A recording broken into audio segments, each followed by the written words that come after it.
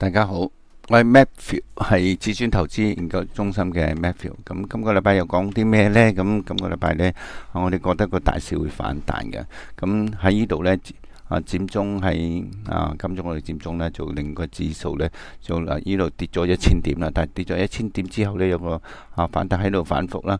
咁喺圖表上嚟睇呢，呢度見咗個 X 大浪頂呢，我哋話會有個大 A 浪跌嘅。咁呢個會以1、2、3、4、5咁會極啲大嘅波動。咁嚟到呢度呢，呢個咁嘅下跌呢，咁呢個下跌呢叫一個虛耗性下跌，咁形成個 B 浪嘅底啦。咁嚟緊呢個禮拜呢，個零禮拜會有個大幅啲反彈，就去到24,100。咁點解會咁樣講呢？會升得咁多呢？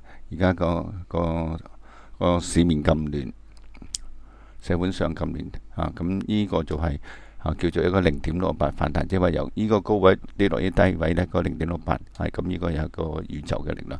咁見咗呢個高位之後呢，嗰個波動就更加犀利啦，就會急跌落嚟。我哋估計呢會跌到嚟19,600嘅。咁呢度呢，呢個又係點呢？呢個係呢個第一個跌幅啦，呢個浪2啦。咁再跌呢就浪3，呢個浪3會係呢個浪1嘅1.68倍，就會落到嚟19,600嘅。咁如果係咁呢，即係個市會冧咯喎。咁係咪佔中嗰度呢可能會有悲劇發生，有流血事件啦？咁但係我哋而家就唔敢咁肯定啦。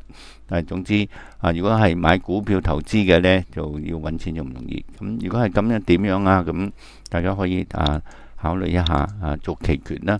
咁呢度係我哋喺Facebook 嗰度呢，就喺度發咗個貼呢，就會話如果係港交所啦，呢度形成咗三角形，個三角形呢就會因為有港匯通呢咁嘅好消息支持呢，大市跌佢都唔跌而家咁樣呢企得穩啦。咁如果大市一反彈，佢咪會升得好多啦。咁如果係咁樣睇呢，佢跌穿呢個升破之後呢，個目標價就會睇194蚊嘅。咁如果投資期權用期權嚟買呢，咁就會如果揀一個180蚊嘅行使價，即係即月啦，J 貨即係即月啦，即係10月，咁呢就會上到去幾多呢？如果去到正股去到19,400呢，佢要去到14蚊咁多嘅。咁即係話，如果港交所如果呢度2蚊呢，100股一手嘛，咁一手即係200蚊啦。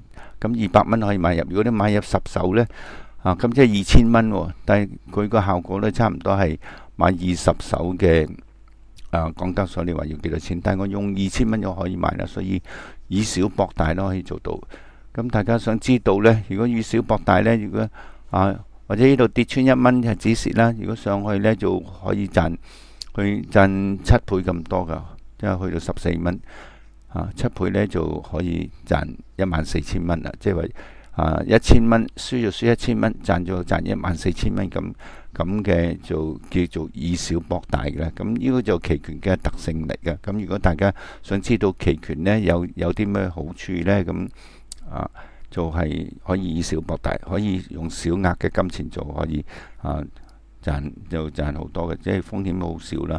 賺到多嘅。咁大家入嚟呢度呢就可以睇到咁我哋喺今個禮拜有個投資講座，就係10月23號啦，星期四7點9點。咁希望大家嚟呢度撳呢度報名啦。我哋到時大家見。唔該大家，拜拜。